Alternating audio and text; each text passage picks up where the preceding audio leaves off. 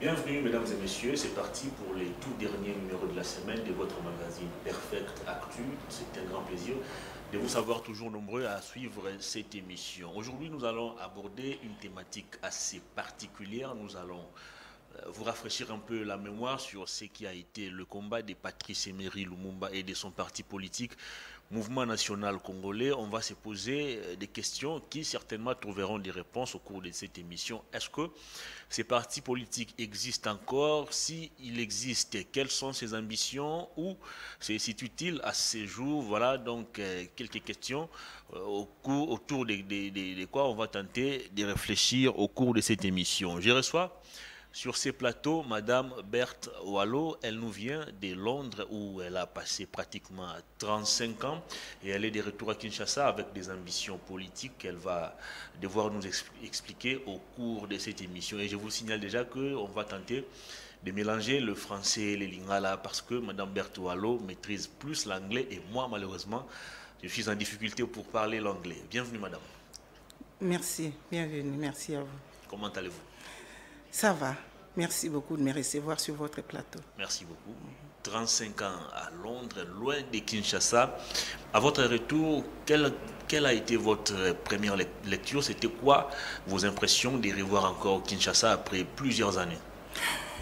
35 ans, c'est les années que j'ai vraiment vécu en dehors du pays. Mais dans l'entretemps, je revenais. Okay. Je revenais de temps en temps, sauf que je ne faisais jamais plus de 3 semaines. Donc, je ne peux pas donc dire que je suis la quinoise, que je pourrais dire jadis. Mais oui, il y a du boulot à faire. C'est ça la première impression, il y a du boulot à faire. Et je vois un peu la volonté par-ci, par-là. Je vois des difficultés, j'attends des critiques et tout. Mais sauf que si les gens ne se mettent pas ensemble pour faire ce qui doit être fait, ça ne se fera jamais. Et les critiques, des condamnations parfois n'est pas toujours la meilleure façon de faire ces choses-là. Très bien. Vous pensez qu'il y a évolution, vous pensez qu'il y a des avancées réalisées dans la ville où vous estimez qu'il y a encore beaucoup à faire comparativement peut-être à votre ville où vous vivez, je dirais Londres? Il y a toujours quelque chose à faire, toujours. Même là où je vis à Londres, il y a toujours quelque chose qui ne va pas, qu'on doit faire. Mais c'est vrai qu'on ne peut pas comparer Kinshasa et Londres. Donc, sur Kinshasa, déjà, après l'assassinat de Patrice Lumumba, il n'y a pas eu de leader qui avait la volonté de construire le Congo. Et donc, ce qu'on a vécu après les indépendances, c'était, on a vécu dans les conforts laissés par les Blancs, par les colons. Et après, avec les années, des décennies, il y a eu des gringolages, n'est-ce pas? Et aujourd'hui, lorsqu'on regarde le Congo, c'est pire que la Tchétchénie. C'est pire qu'un pays qui a connu une guerre de 100 ans par rapport à un Congo qu'on nous a légué, par exemple, par des colons. Donc, il y a vraiment du travail à faire. Et je ne dis pas qu'il n'y a pas la volonté. Il y a des gens qui ont la volonté de le faire. Mais il faut que tous ayons cette volonté. Très bien. Alors, vous faites quelle lecture de la classe politique actuelle? Est-ce que vous pensez qu'au sein de la nouvelle classe politique, il y a des gens qui incarnent encore l'esprit de Lumumba, l'idéologie de Lumumba qui consistait à mettre d'abord au premier plan le Congo, les intérêts généraux, les intérêts de toute la population au détriment de ses propres intérêts? Ou vous estimez qu'actuellement nous avons une classe politique un peu avare, une classe politique qui se préoccupe plus de ses intérêts personnels que du bien-être de la population? Bon, pour répondre proprement à cette question, il va falloir que moi je puisse avoir des données, des recherches qu'on aurait fait sur telle ou telle chose. Malheureusement, je n'ai pas. Okay. Mais il y a une autre façon qu'on peut répondre à cette question en regardant le Congo historiquement parlant.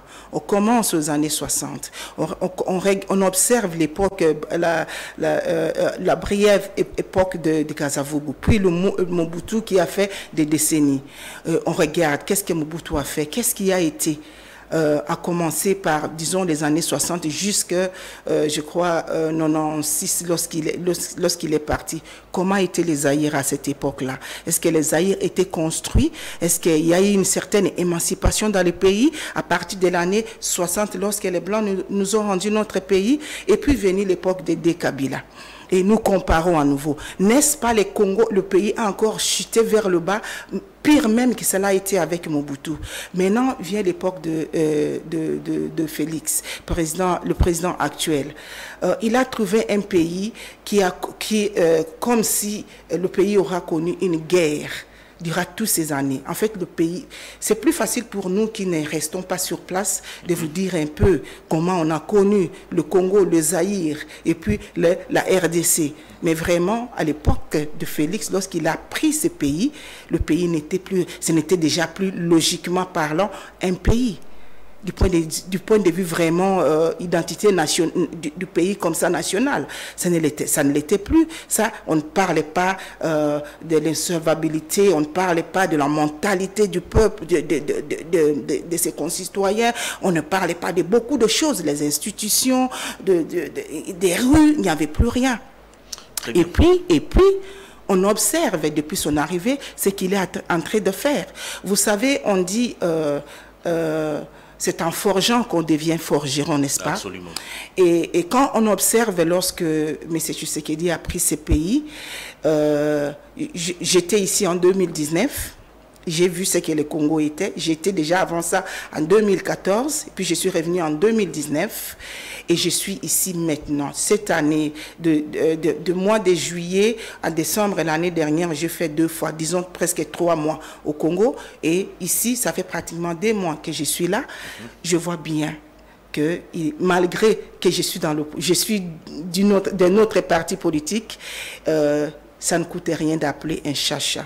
Très bien, rapidement, avant de parler de votre parti politique, il faut rappeler ici que la diaspora à laquelle vous appartenez a beaucoup contribué dans le combat pour avoir l'alternance au sommet de l'État. Et finalement, Joseph Kabila n'est plus président de la République. Actuellement, c'est Félix Tshisekedi qui dirige. Est-ce que vous estimez que la diaspora avait mené un bon combat, ou aujourd'hui vous regrettez le fait que votre combat puisse porter à la tête du pays Félix Tshisekedi? Je peux vous garantir, s'il y a des gens qui regrettent, ils sont, une minoritaire. Okay. On ne peut pas regretter d'avoir Félix Tshisekedi au pouvoir. Et je ne dis pas qu'il est le meilleur président qui puisse jamais exister. Mais à comparer à la situation qu'a vécu ce pays durant les 20 dernières années, un Congolais qui aime vraiment ce pays ne peut pas regretter d'avoir Tshisekedi au pouvoir. Non. Moi, je ne le ferai pas en tout cas. Et je ne le fais pas. Et la diaspora, la majorité, c'est vrai qu'il y a certaines qui trouvent toujours à dire. Et parfois, ce sont des critiques constructives. Lorsqu'on prend ça. Ce que moi, j'ai aimé beaucoup à l'actuel président, c'est que lorsqu'il est venu au pouvoir, il a dit « laissez les gens parler ». Vous voyez? Parce que c'est de là aussi. Il écoute, il observe. C'est de là aussi qu'il puise une certaine énergie, n'est-ce pas? Il écoute. Les gens aimeraient peut-être dire qu'ils n'écoutent pas, mais moi je pense que s'il n'avait pas l'intention d'écouter ce que la rue dit, il n'allait pas dire « laissez-le parler ». C'est le même qui nous a promis que Maloko et Kotonda, qui veut dire les prisons seront remplies. C'est-à-dire que c'est venu. Les choses et son contraire. Mais il faut toujours prendre les choses selon leur contexte. Dans quel contexte cela a été dit? Dites-le moi vous-même. Parce que vous avez la réponse à cela. Non. C'est-à-dire quand on est chef, on fait les chauds et les froids. C'est comme quand on est un parent. Je suis une mère. Il y a des moments, j'aime mes enfants. Mais il y a des moments, je te chicote. Il y a des moments, c'est quand même moi qui reviens encore m'attendrir et te caresser encore pour t'expliquer pourquoi je fais cela. Très bien. Donc, au niveau de la diaspora, il n'y a pas de regret quant à la gestion de Félix Tshisekedi. Non, comprenez-moi bien. J'ai bien dit qu'il y a des gens qui regrettent. Mais qui sont minoritaires. Qui sont minoritaires. Okay. Mais logiquement parlant, lorsqu'on observe ce qu'est le Congo aujourd'hui et ce qu'est le Congo à l'époque, à une certaine époque, parce que moi je n'aime pas la logique de citer les noms et chercher des tiraillements, on peut facilement dire peut facilement dire qu'on ne peut pas regretter l'époque de Tshisekedi. Est-ce que l'accession de Félix Tshisekedi au pouvoir a-t-elle changé la donne dans le combat de la diaspora qui exerçait de la pression pour que Kabila parte, pour que la situation des Congolais puisse changer, ou vous estimez que la diaspora à ces jours ne fait qu'accompagner Félix Tshisekedi dans tout ce qu'il fait, bien ou mauvais? Je vais vous donner ma propre réflexion là-dessus. Allez-y. Moi, j'ai dit ceci lorsque l'actuel président a été proclamé qu'il y a eu beaucoup de protestations. Moi, j'ai dit ceci. Je vais peut-être vous apprendre, si vous n'avez pas fait des recherches sur moi, je fais aussi des émissions sur Londres.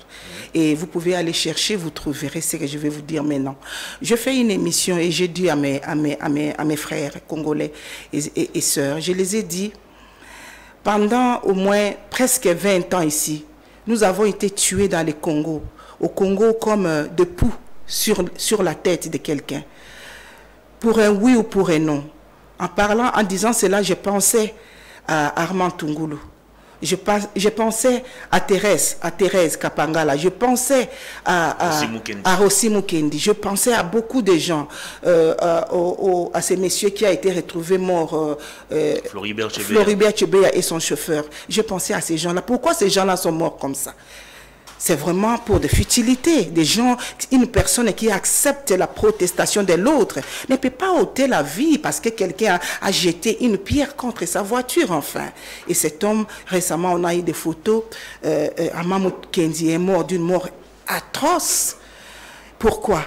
Parce que nous étions à cette époque-là considérés comme des cafards, pas comme des individus. Et donc, moi, je fais cette émission et j'ai dit à mes frères et sœurs, j'ai dit, c'est vrai, dans toutes les élections, partout dans le monde, il y a toujours eu des protestations et nous respectons vos protestations. Mais ce que moi, j'aimerais vous dire aujourd'hui, lors de mon émission, est que accompagnons notre frère. Parce que, tu sais que nous connaissons là où se trouvait la maison familiale, hein, au moins. Nous connaissons son père et sa mère. Accompagnons notre frère pendant quoi? 4 ans? 5 ans? Ensuite, il y aura d'autres échéances. Ceux qui protestent aujourd'hui, ils pourront alors à ce moment-là tout faire pour nous prouver s'ils avaient réellement tort ou raison. Mais n'affaiblissons pas davantage les pays, n'affaiblissons pas le pouvoir de ces messieurs, parce que si nous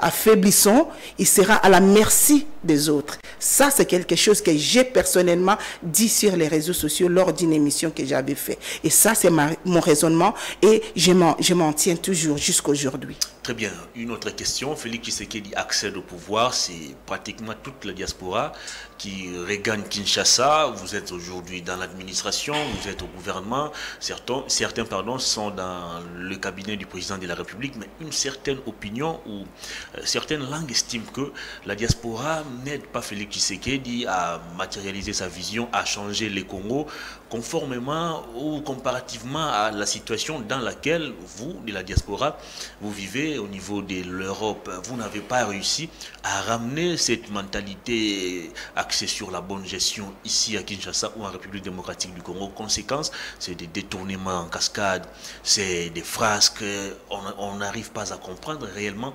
Est-ce qu'au niveau de la diaspora, vous étiez réellement en train de travailler? Est-ce qu'au niveau de la diaspora, vous avez réellement fait des études?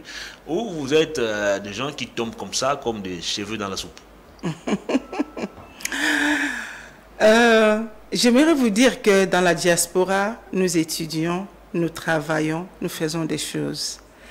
Mais l'actuel président est celui qui a passé autant d'années dans la diaspora. Exactement. Il connaissait beaucoup de gens dans la diaspora, pardon. Et leur donner une chance. Parce que vous savez, la vie que nous vivons dans la diaspora, parfois, on voit l'homme blanc et on l'attribue, parce qu'il y a beaucoup de complexes, hein, on l'attribue une bonté qui n'est même pas la sienne. Nous souffrons là-bas aussi. Hein. C'est pas parce qu'on n'a pas étudié, c'est pas parce qu'on n'a pas du travail, mais parce qu'on nous fait sentir que vous n'êtes pas chez vous. Vous pouvez avoir autant de diplômes, mais on ne vous donne même pas du travail parce que vous n'êtes pas chez vous. Ah bon? Mais si on a je dis, il y a des cas, hein, mais il y a des gens qui travaillent. Mais si lui connaissait des gens à qui il avait confiance, qui les a attribués ou alors donné une chance de travailler, où est le mal à cela? Après tout, un manager ou bien un PDG dans une entreprise, vous donnez du travail à quelqu'un selon son CV, n'est-ce pas? Et si vous... Il y a un retour, les managers attendent les résultats. Voilà. Et si il constate que ces messieurs ne sait pas faire son travail, il remanie, il vous change de poste. Et il me semble que c'est ce qui est en train de se passer ici, non? Il me semble. Quand on parle de détournement, vous savez pourquoi aujourd'hui on est en mesure de mettre les doigts que tout le monde sait qu'il y a autant de milliers qui a été détournés? C'est parce que l'actuel gouvernant, l'actuel président, il est beaucoup plus transparent. Moi, je pense. Okay. Parce qu'à l'époque de Kabila, vous pensez qu'on ne volait pas? Qu'il n'y avait pas de détournement? Il y en avait? Je ne pense pas qu'il y en avait plus autant. Je ne pense pas qu'il y en avait moins, pardon, que maintenant. Mais...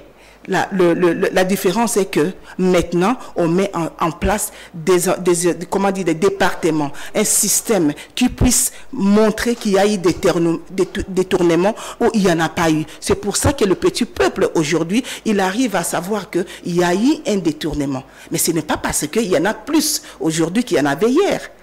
Très bien. Comment estimez-vous à ces jours ou comment jugez-vous l'apport de la diaspora aux côtés de Félix Tshisekedi ou même sur l'ensemble du pays? Vous estimez que vous avez apporté une touche nouvelle ou les pays continuent de fonctionner comme par le passé? Moi, personnellement, je ne suis pas autour du président. Je ne suis nulle part. Bien, vous pouvez observer ce qui se passe. Oui, mais je vais vous répondre. Mais ce qui se passe, moi, honnêtement... Je ne sais pas ce que vous observez, mais moi, je ne les vois pas. Okay. Parce qu'il y a aussi quelque chose que moi, j'attends, qui n'est pas correct, mais nous n'allons pas commencer à faire des guéguerres. Eux, ils sont de la diaspora, nous sommes restés ici. Mais vous avez dit quelque chose ici, hein. Je vais vous dire une chose. Sans la diaspora congolaise, vous ne saurez jamais ce qui serait devenu ce pays, avec Kabila. Okay. Oui. C'est grâce à nous si ce pays a encore une chance d'être reconstruit et d'être récupéré. Et je sais ce que je vous dis. C'est grâce à la diaspora. Mais nous ne le faisons pas prévaloir devant vous parce que nous, lorsque nous sommes dans la diaspora, nos pleurs tout le temps étaient nos frères. Mon Dieu, ceci, nos frères. Parce que tous, autant que nous sommes dans la diaspora, nous avons encore de frères, de sœurs, de cousins, de parents ici. Exactement. Donc nous nous battons lorsque nous nous battons là-bas. Lorsque nous jetons des œufs contre de voitures, de Kagame, ou lorsque nous tacalisons les gens de Kabila qui venaient là-bas, c'était à cause de nos frères et sœurs et à cause de notre patrie. Donc, ne faisons pas d'amalgame, ne faisons pas comme si Bango bateau y a diaspora, Bisso bateau à côté. Nous ne sommes pas des ennemis, nous nous battons pour la même chose. Très bien, nous ne sommes pas des ennemis, nous nous battons pour la même chose, mais les gens regrettent seulement la manière dont vous avez pratiquement pris d'assaut le palais de la nation, le gouvernement, l'administration congolaise, sans toutefois produire des résultats escomptés. Ça n'a rien à voir. Le problème du Congo, ce n'est pas un problème des individus. Ce n'est pas un problème des individus. Vous savez, moi, je ne suis pas proche de l'actuel pouvoir. Très bien. Mais connaissant ce que je sais, je peux vous dire que notre frère là-bas au palais de je ne sais quel palais, il loge, de la nation. Voilà, il a chaud. Hein. C'est pas facile d'être président, diriger le Congo. Je vous dis, ça n'a rien à voir avec les individus. Vous pouvez, on va tout faire pour, comment dire, vous montrer comme si c'est la faute de tel, c'est la faute de tel. D'ailleurs, aujourd'hui, nous avons un problème. Pas nous, l'actuel leader a un problème. Parce que lui, au moins, on connaît que sa mère, son père sont des Congolais. Donc, on ne peut pas que tout en s'habite comme on a l'habitude de faire pour Balobake. Lui, n'est pas Congolais. Là, on ne peut pas. Du coup, on lui met des bâtons dans les roues autrement. Croyez-moi, ce n'est pas l'affaire des individus. C'est l'affaire du... La place comment dire, c'est la place qu'a le Congo. Na misu, yaba paya. Très bien, on va parler de votre parti politique, mais il y a une autre question qui me vient à l'esprit. Aujourd'hui, on vous sent un peu tendre vis-à-vis de Félix Tshisekedi, contrairement à Kabila, qui avait connu aussi les problèmes d'insécurité, qui avait connu aussi des problèmes des attaques terroristes ou attaques rebelles. Mais sous Kabila, c'était plus dur, c'était des positions beaucoup plus radicales. Mais sous Félix Tshisekedi, on sent la diaspora un peu plus compréhensive. Qu'est-ce qui explique cela? Justement, pour tout ce que je viens de vous dire ici, parce que nous avons combattu avec lui. J'ai des photos, on était dans des manifestations avec lui. Il a eu des bombes à lacrymogènes aussi, hein. Il connaît la douleur, la souffrance du peuple congolais. Mais les changements ne s'opèrent pas comme par coup de bâton magique. Très bien. Ce pays a pris presque 60 ans pour dégringoler et arriver là où il est aujourd'hui.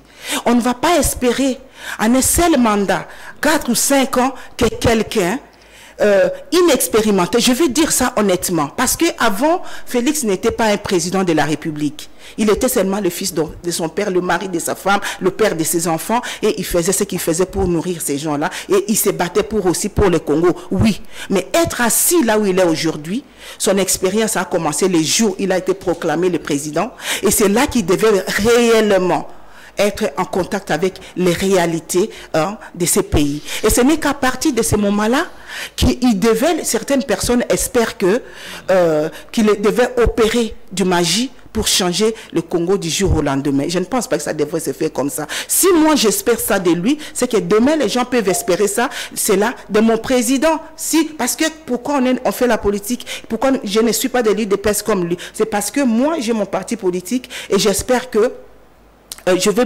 notre parti, on va tout faire pour que nous devenions au pouvoir. Et si demain, nous sommes au pouvoir, nous n'allons pas être d'accord que les gens espèrent ça de nous. Donc, nous de l'MNC, qui sommes dans l'opposition, pas pour être dans l'opposition, s'opposer aux gens par plaisir, nous devons être véridiques et dire les choses comme ils sont. Très bien, on va parler du mouvement national congolais, parti cher à Patrice Emery Lumumba, héros national, assassiné dans des circonstances atroces. 63 ans, je crois, après, qu'est-ce que ce parti politique est devenu?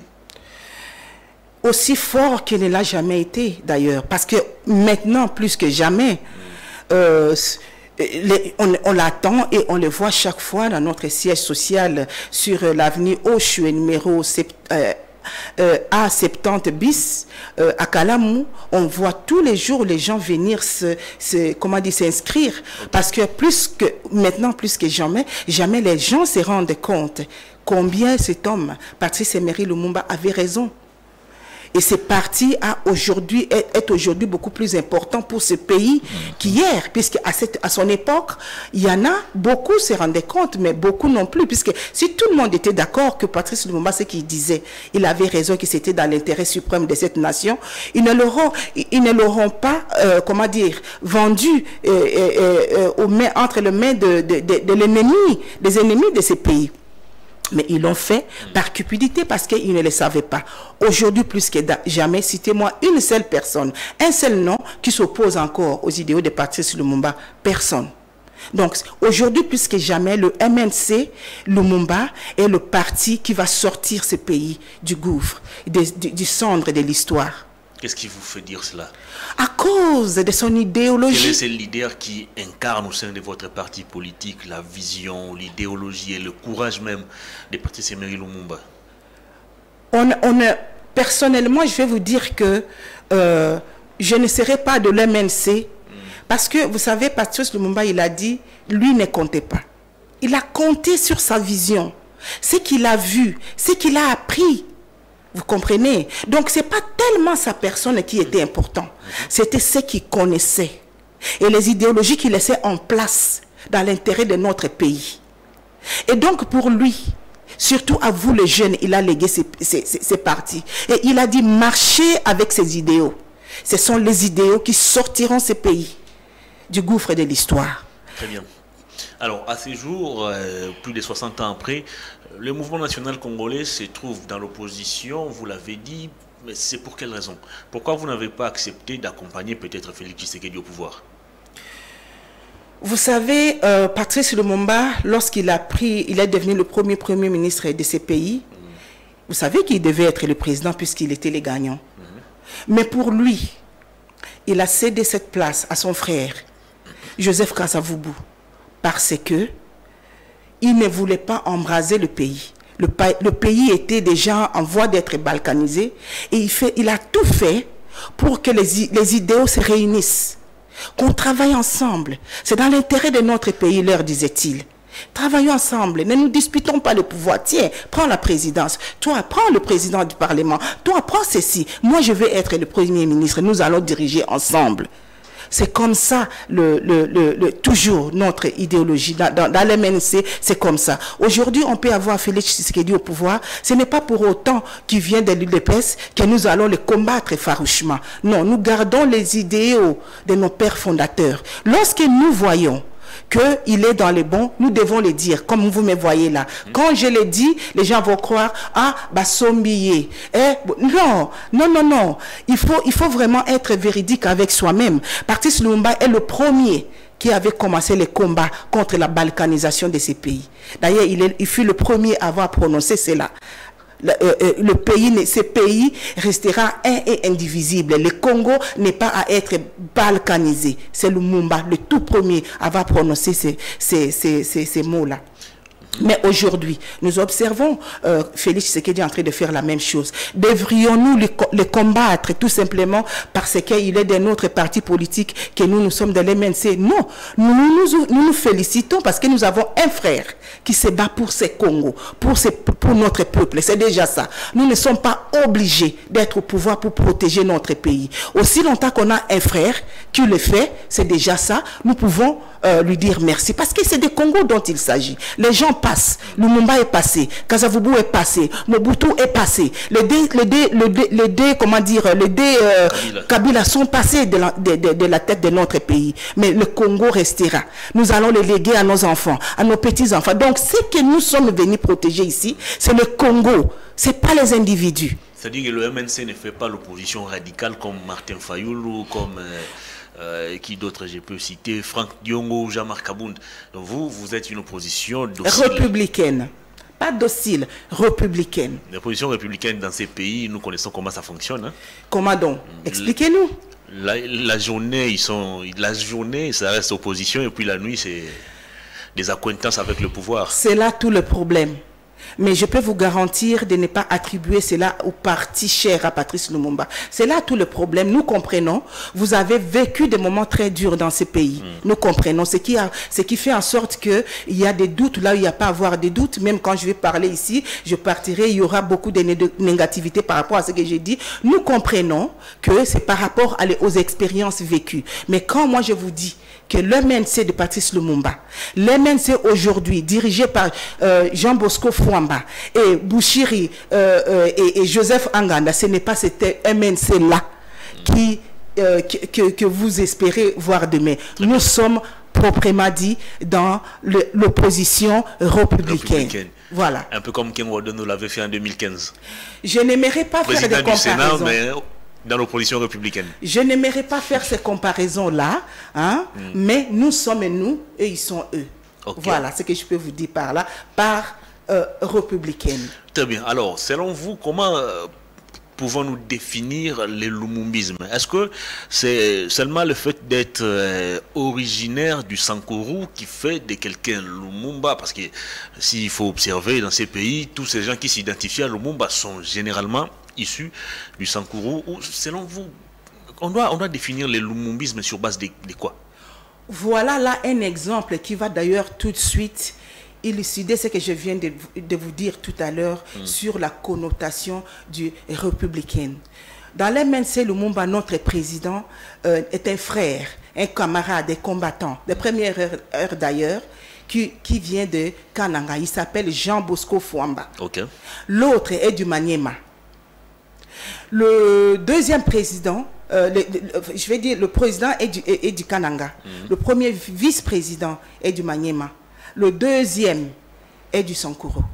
Vous comprenez? Ce n'est pas tant la place qui compte, c'est la lutte. C'est ce que nous faisons dans l'MNC qui compte et c'est ce qui est important. Okay. Nous nous levons pour un Congo fort. Et c'est ce qui est important. Il ne s'agit pas, vous pouvez être du bon doudou, mais dans l'MNC, venez dans l'MNC, faites vos efforts. Demain, vous pourriez être notre leader. Puisque nous n'allons pas avoir un problème de dire non, compte tenu de ses compétences, nous allons faire des élections et que vous allez devenir le président. Ce n'est pas un problème dans l'MNC. À partir du moment où vous travaillez pour le Congo, le pays cher, ce pays pour lequel nos aïeux ont jailli de leur sang. Vous vous rendez compte? Je ne sais pas pour beaucoup de gens, mais pour moi, personnellement, c'est ça d'ailleurs la raison pour laquelle je me bats farouchement pour ces partis. Un homme, 2 hommes ont jailli de leur sang pour moi. Moi, je suis chrétienne et je sais tous les acrobaties que je fais chaque matin, chaque soir en tant que chrétienne, parce que Jésus-Christ de Nazareth a jailli de son sang pour l'humanité. Maintenant, Lumumba et ses compatriotes et ses camarades ont jailli de leur sang pour protéger ces sols. Vous savez ce que ça veut dire? Alors, qui serais-je moi pour venir demain et me détourner de ces idéaux? Ok. Non, ça ne sera pas comme ça dans l'MNC. Dans l'MNC, c'est vrai, il y a des dissidences, il y a des gens qui viennent là pour venir causer des problèmes de leadership. Je vais être le leader parce que je suis son fils. Parce que dans l'MNC, heureusement que nous avons un statut qui protège ces partis-là. Nous avons un statut inébranlable qui protège ces partis et personne ne peut venir là et dire « Moi d'ailleurs, je suis du Sankourou, je vais devenir le président ». Ça ne se fera pas. On devient le leader de l'MNC par rapport à ses compétences et par rapport à notre constitution. Très bien. Dans quel état avez-vous trouvé le MNC actuel? Est-ce que vous avez des députés au niveau de l'Assemblée nationale? Est-ce que vous avez même des députés dans les différentes assemblées provinciales à travers le pays? Est-ce que vous avez des sénateurs? Dans quel état avez-vous trouvé politiquement votre parti? Politiquement, et vous n'êtes pas sans vous connaître, je ne sais pas, l'histoire de l'MNC. Et il y a une raison. Pour le moment, nous n'avons pas de députés. Nous n'avons pas... N'avez-vous pas participé aux élections de 2018? Eh bien, je vais vous répondre.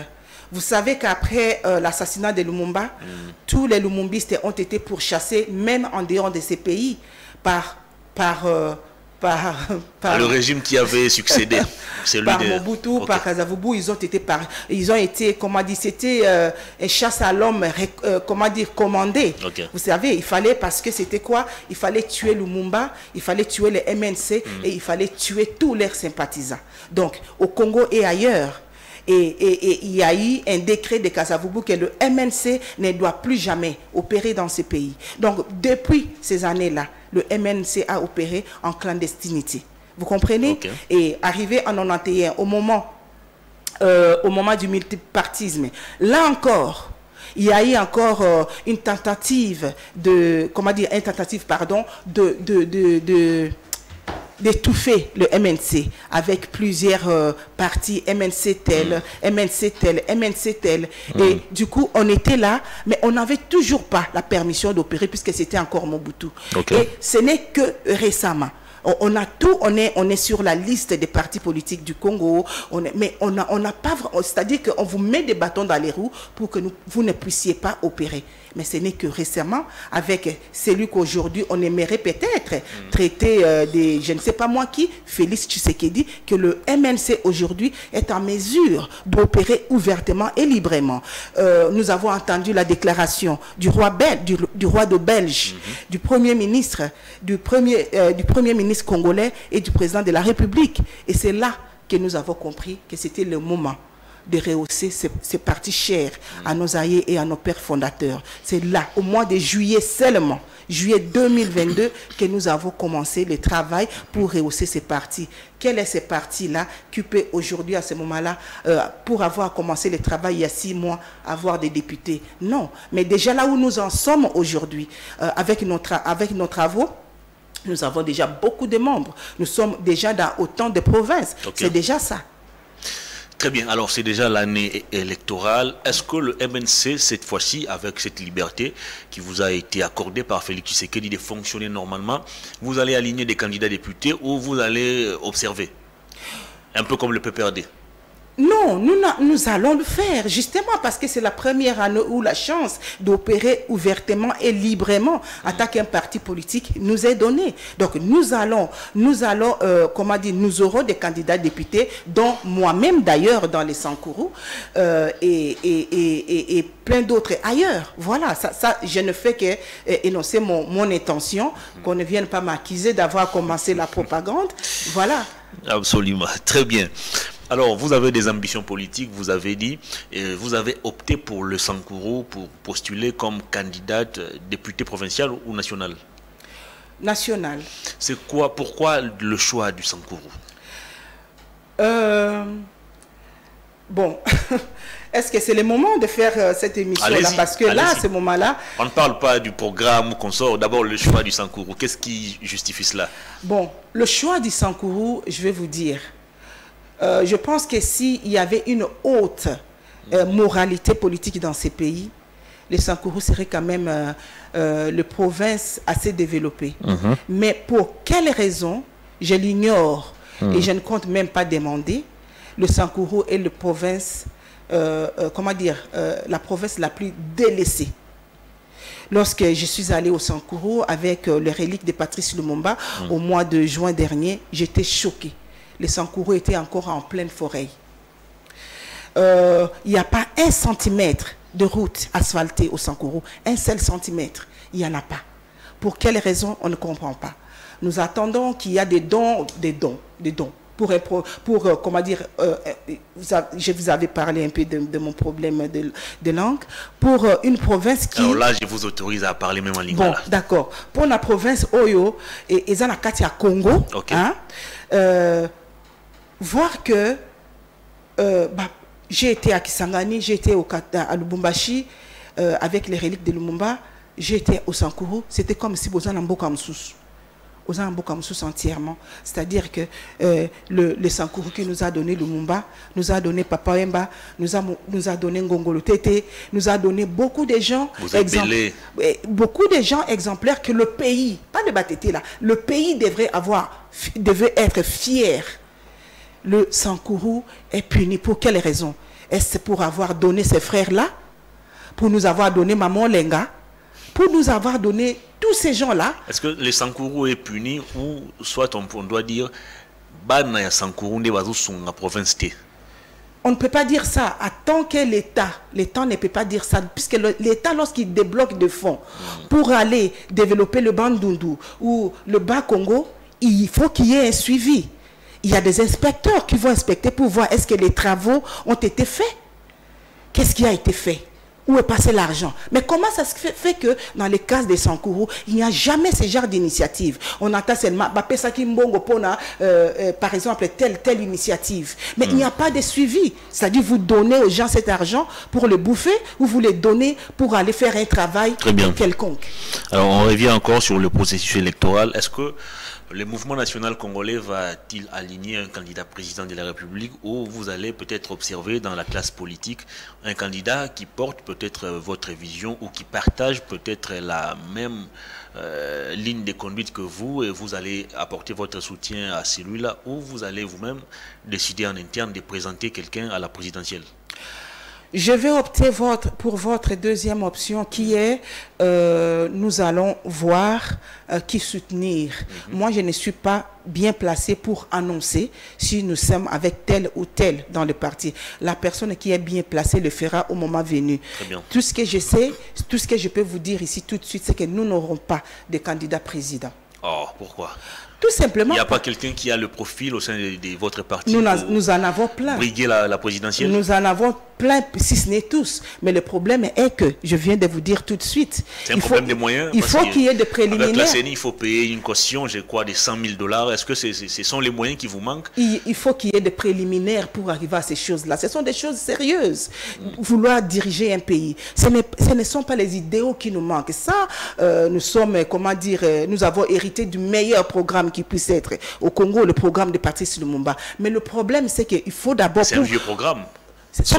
60 ans après, ces programmes n'est plus adapté au contexte actuel. Vous avez tort, parce que 60 ans après, est-ce que le Congo s'est amélioré?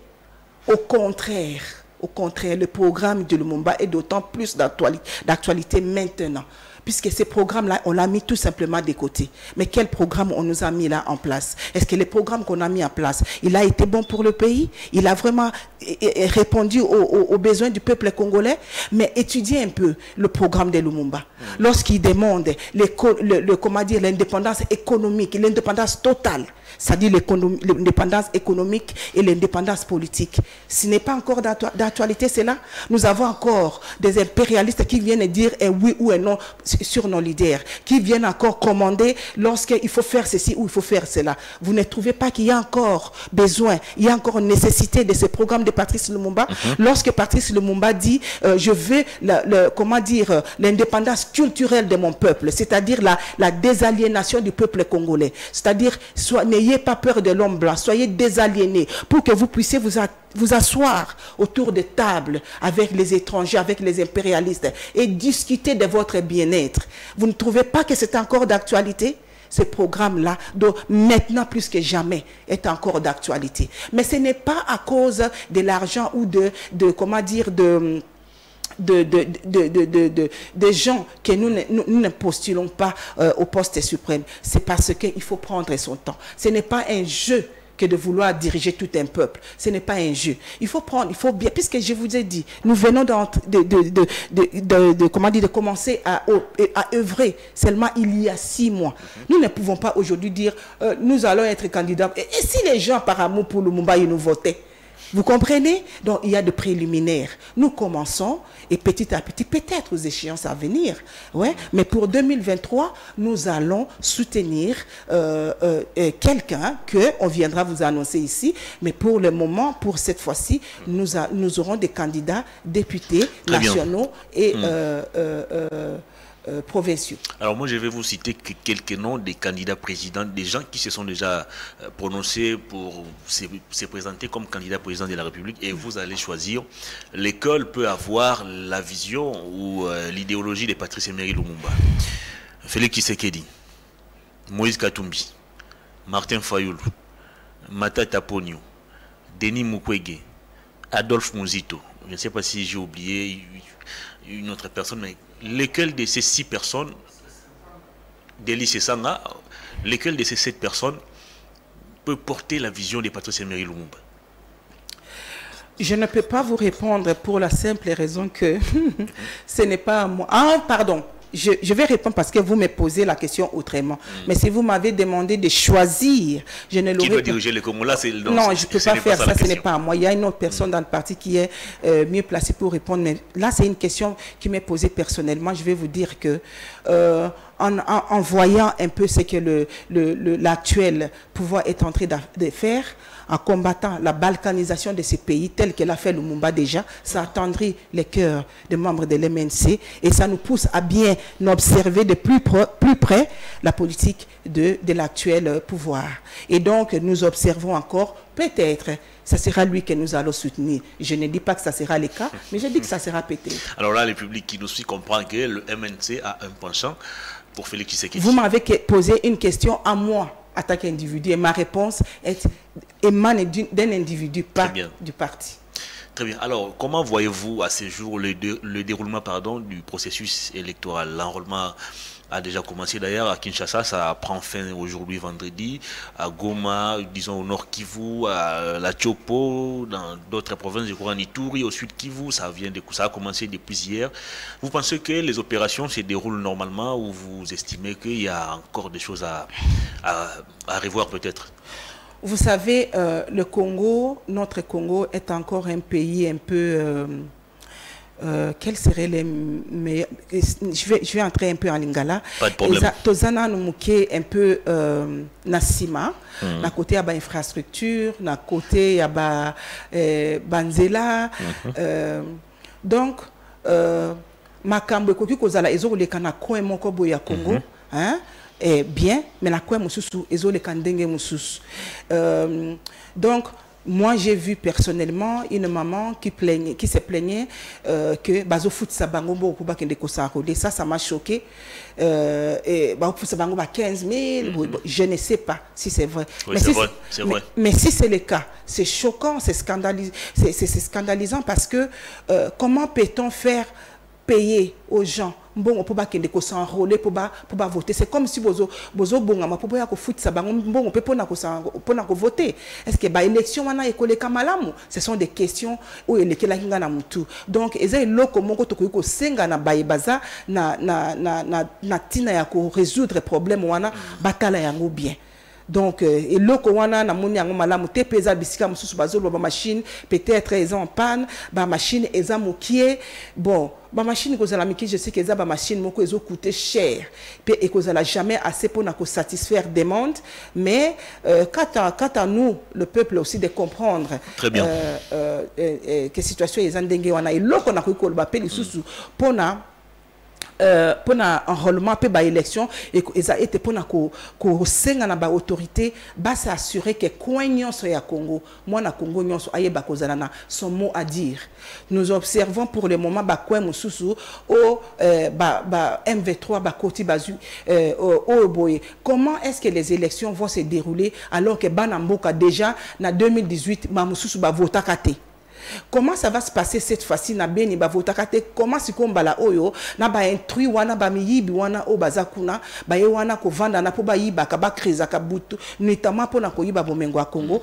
Comment bana mboka o bazali kuna ba ko sala? Donc toza ko senga na ba konzi ba ti nyonso en œuvre ba bengane la biso batu wana po ete bana Congo ba yeba na ko voter ba konzi na bango na ko nyonso ya république. Très bien, on va rapidement commenter ces sujets d'actualité, l'insécurité dans la partie est du pays. Vous, de la diaspora, vous avez exercé une pression terrible sur Kabila quand il était encore au pouvoir. C'était lui qui était derrière l'insécurité, c'était lui qui était derrière les cas de morts qui s'est répétés, les cas de violences sur les femmes qui s'est répétés. Tout s'est reposé sur la tête de Kabila. Mais aujourd'hui, Félix Tshisekedi au pouvoir, 4 ans après, nous continuons de parler de la même chose. La situation n'a peut-être pas évolué. À ce jour, lecture na yo, la lingolo bango na lingala, na mambo ezo lekana est. Eza nini? Lecture nanga numéro 1, eza na zongela liloba moko na lobaki na oliboso ke mboka oyo ezala qui pratiquement parti na zo yebisa yo tango Félix Tshisekedi a eu pouvoir, ce pays était déjà parti. Déjà ezala qui sous dans connotation, il y a une nation té.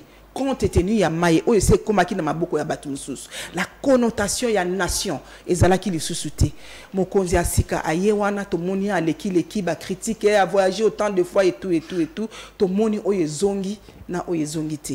Est-ce que tokoki ko espérer ete na temps oyo ye akonzi mboka oyo ezali assez asilisa nzala asi abongisa banzela atonga banda kwa sika abengana armée wana nyonso biloko wana nyonso tu na 4 ans oyo na yebite soki ezali faisable, mais constant nanga ezake mboka oyo était tellement tombé que pona mutu peut-être même ata lobby ce qui Félix Tshisekedi a gagné ma élection à se faire élire, peut-être que je dis bien peut-être que ça ne sera peut-être même pas assez pour assister à un problème à Congo et qu'on a une continuité.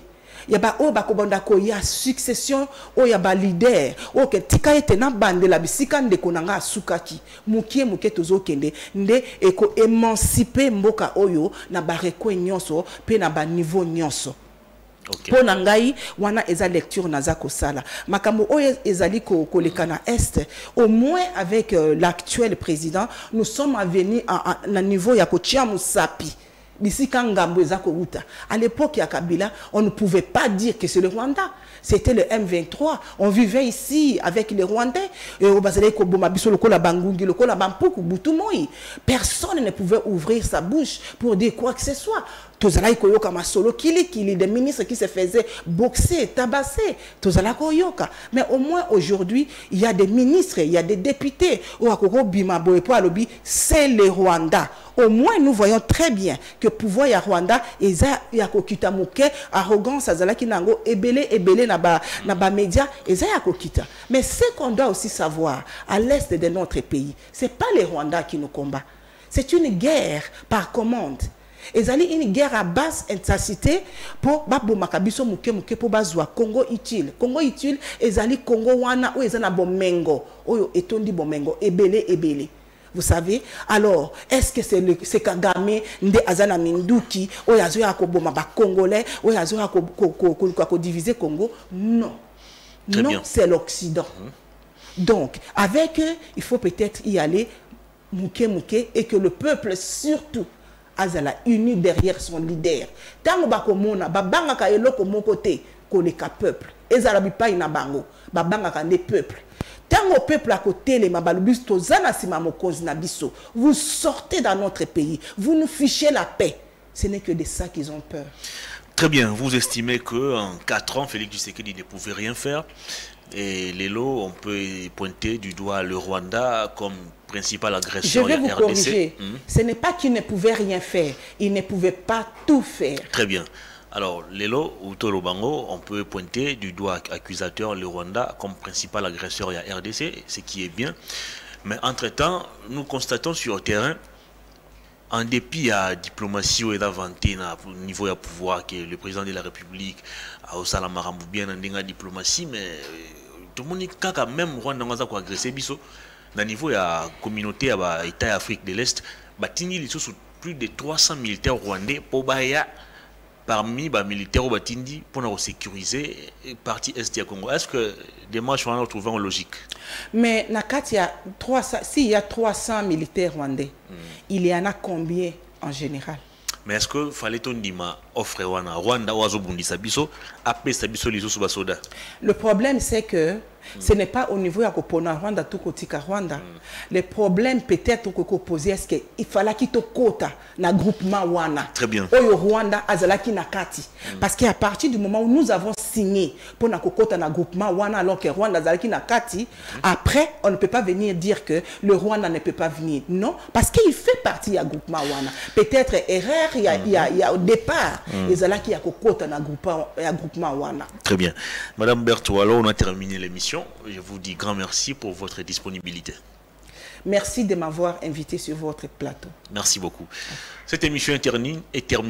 C'était le tout dernier numéro de la semaine, Perfect Actu. Je vous retrouve lundi pour un nouveau numéro avec les nouvelles actualités. Et demain samedi, 16h, ne zappez pas, on va se retrouver dans le cadre de l'émission Perfect Press qui va mettre autour d'une table des journalistes pour débattre des questions d'actualité. À toutes et à tous, merci d'avoir suivi cette émission. Au revoir.